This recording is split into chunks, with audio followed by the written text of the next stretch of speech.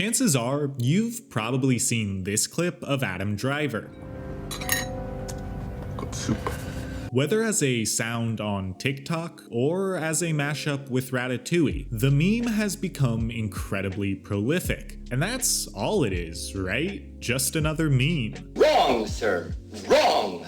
You see, those two words, good and soup, actually make up one of the most tragically bittersweet moments in all of storytelling. But in order to understand why exactly that is, we're going to have to go back. Back to the future! No. Just back to the pilot episode of a little show called Girls. You see, this is Adam, and this is Hannah. A major part of the show is their will they won't they relationship dynamic, except it's not the fun kind of will they won't they like Ross and Rachel. We were on a break! Now, Girls is a show about aggressively imperfect people, and it's unapologetic in how it depicts the flawed nature of Hannah and Adam's relationship. Hannah exhibits narcissistic tendencies and a complete lack of empathy on a regular basis. Meanwhile, Adam is mentally unstable and emotionally distant. He uses his hyper-masculine machismo and supposedly stoic personality to excuse his borderline abusive actions seen regularly throughout the series. Now, while the two might seem like a less than ideal pairing, and they definitely are, there is nevertheless a palpable attraction that persists between them. And I think that mainly comes down to how their individual character flaws perfectly align. Hannah and Adam find safety in the volatility of their relationship. Are you on crack? The way they see it, the other person's flaws wind up excusing their own shortcomings. The fact that they are both thoroughly messed up human beings allows each of them to feel seen. I'm really scared all the time. I'm like very scared all the time. Join the club! But despite this kinship and their best efforts, the two young adults are not good for one another. They are too similar, inadvertently enabling each other to be the worst versions of themselves. But they're so desperate not to be alone that they can't manage to let each other go. And Adam himself winds up pointing this out unintentionally. I told you once I commit to something, I really commit. You asked for this, and now you're being a They are using all the strength they can muster to smash together two puzzle pieces that simply do not fit. There's a sunken cost fallacy that is rooted at the heart of their relationship, and this is where the tragedy of the good soup episode really comes into play. See, over the course of the series, Adam and Hannah have a number of relationships with other people, but one in particular stirs up immense drama. In season 5, Jessa, one of Hannah's closest friends and the definition of a hot mess in a show all about hot messes, winds up romantically involved with Adam. They keep the relationship secret for a while, knowing how Hannah would react, but the truth gets out, and Hannah no longer talks to either of them. Jessa and Adam proceed to grow together as a couple, and despite both being deeply imperfect, the two seem to bring out positive change in one another. Hannah, in the meantime, does some soul searching and gets pregnant with a deadbeat surf instructor's baby. Now, in the third to last episode of the series, after finding out about Hannah's pregnancy, Adam makes a very rash decision and tells Jessa that, I'm not sure what Hannah's going to even say, but I know what I'm going to say. I'm just going to say, look, Hannah, we have a lot of history that we can't seem to erase. We can't let each other go as much as we try, so let me raise this baby with you. Obviously, this is a wild way to break up with someone, but the interesting part isn't what Adam says here. Instead, it's what Jessa doesn't say. Rather than yell, cry, or show any emotion at all, she simply tells him, You gotta do what you gotta do. She acts as if she doesn't care, and this triggers Adam's fear of abandonment. See, even though he's the one initiating the breakup, he desperately wants to know that Jessa found their romance meaningful. He takes the lack of anger as a sign of rejection, which is why he so desperately wants a more dramatic response. Will you just Say it. Spit in my face. Punch me. What? Just do it. However, Jessa knows the type of response Adam is looking for and refuses to give it to him. And this is because she too has a fear of abandonment. She's been vulnerable with Adam in a way she hasn't been with anyone else. And to have that all be in vain is devastating. But the last thing she wants to do is give the person who hurt her any satisfaction. Therefore, all she says to him is, Why would I do that? You haven't done anything wrong. clearly, that's not true. But it's such a biting comment because what it essentially tells Adam is, you have nothing to apologize for since this relationship didn't mean anything. You leaving doesn't hurt me because I don't actually care about this. Now, we'll get back to Jessa's side of things soon, but upon hearing this, Adam goes out to find Hannah, running into her at a bodega near her house, where he boldly announces, I want to raise your child with you. I miss you. And I miss being with you. And I thought I could move on, but hearing about the baby made me realize we don't have any more time to waste. Let me show you who I've become. I want to be there for you as you become a mother. I want to watch you blossom and love this baby more than anyone has ever loved a living thing. I don't want to be away from you any longer.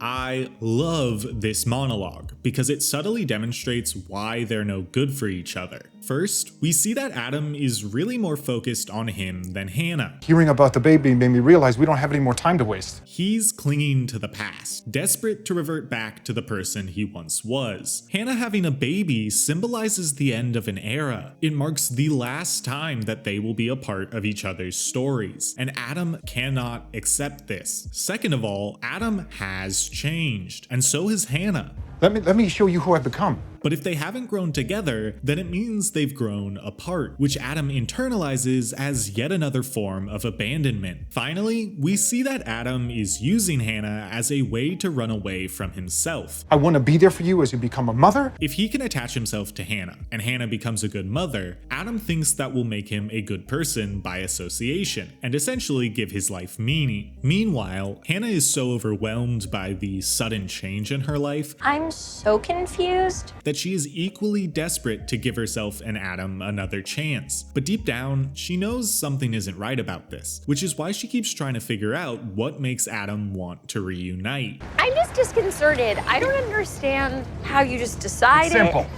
I just knew. Here we see that she is skeptical, and that there really isn't any logic to Adam's decision. No, but it's simple. There's too much history here. There's too much good stuff for us not to try. Here, we see the sunken cost fallacy once again bubble to the surface. They're both living in the past, desperately avoiding tomorrow and all the days thereafter. And lastly, Adam reveals unintentionally that he's doing this for all the wrong reasons. What about you and Jess? Aren't you guys in like mad passionate love? Aren't you gonna like run away together on 2 bicycles or? Oh, you know. If you would have left me in 4 months, I did us both a favor. He's not running to Hannah, but instead is running away from Jessa, away from the vulnerability that he feels and the abandonment that he believes is inevitable. This reignited romance is fundamentally a self-destructive exercise, fueled by fear rather than any sort of love. Speaking of self-destructive behavior, let's check back in with Jessa to see how she's doing. But I'm not doing great. Right now, I'm not doing great. Why is that, Jessa? I can't pretend that I don't care. That Adam is upstairs right now. Upstairs with Hannah, figuring out how to raise her baby. Her baby. It's not even his. It's not even his. It's like some Bolivian zipline guy's baby. So, yeah, clearly Jessa is a lot more affected by the breakup than she let on, but that urge to suppress that pain she is feeling persists, and rather than dealing with it in a healthy way, she runs to the nearest bar intending to engage in a random hookup, but for some reason, she can't go through with it. In the past, Jessa had no problem engaging in physical intimacy that involved little to no emotional intimacy. But as much as she hates to admit it, she and Adam are no longer the same people they used to be. They've grown together in deep and meaningful ways. And while they are by no means perfect people, they make each other just a little bit better. So rather than going through with her plan, she instead breaks down into tears, telling the man, "I don't want you." you. This is the first time she really admits to herself how much she cares about Adam. As much as she'd like to, she can't suppress the feelings she has for him, nor the pain that comes with the thought of losing him.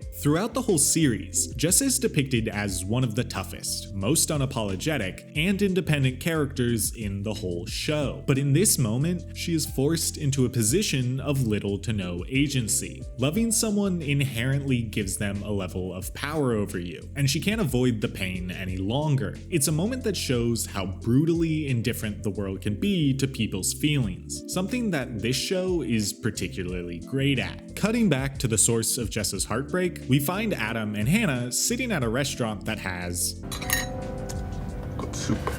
but we're not quite there yet. The two are discussing where they should live if they're going to be a couple, and Adam says this. I've been on this list for artist housing for like forever.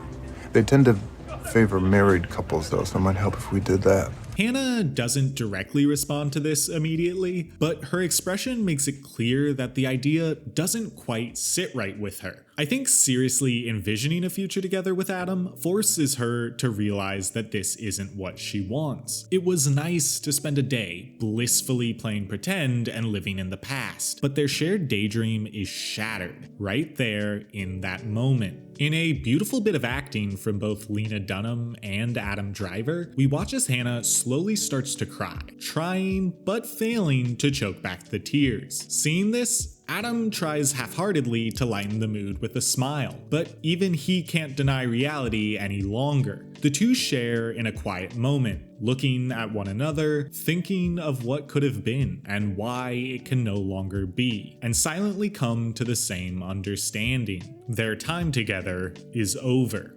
But rather than speak that harsh truth aloud, Adam instead focuses on a different truth, one that doesn't hurt quite as much to think about. He reaches down for his spoon, takes a sip, and says to Hannah, Good soup. These are the last words we ever see Adam share with Hannah, and they somehow convey all the things they were never able to tell each other, all the emotions and fears the two were never able to express. See, it's what we don't say that actually says the most. Poetry is found between the lines, and there's one last example of this in the scene that follows. Adam walks back to his apartment alone. Upon realizing that he's forgotten his keys, he calls Jessa. Hello? Hey, you home? Uh-huh. Go to the window. If I buzz, will you let me in? Yeah.